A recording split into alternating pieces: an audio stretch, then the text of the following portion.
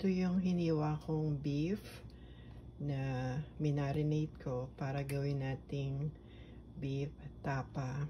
So magpiprito tayo ngayong umaga para almusal at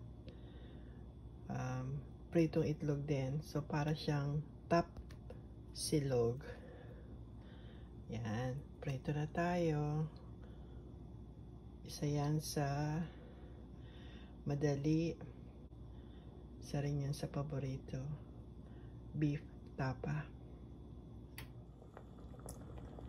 Ang pagpiprito ko pala ng tapa, ilalagyan ko muna siya ng tubig at mantika at pakukuluin natin ng mahinang apoy hanggang medyo lumambot siya.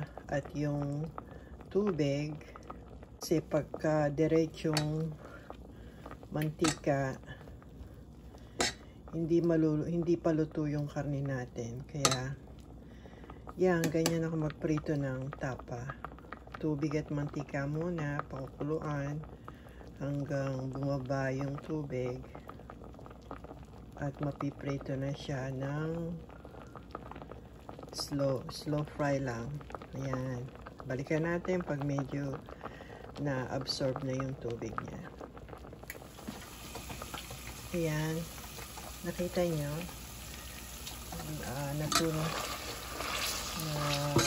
tuyo na yung pinakasabaw ng ating beef tapa.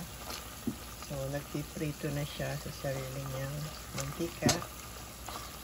At ito naman ang ating pritong itlog, kapartner ng beef tapa, itlog at kamatis.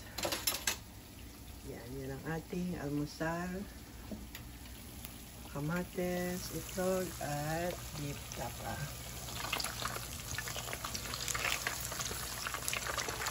Kain po tayo. Muli, salamat sa blessing. God bless everyone. Take care. Bye for now.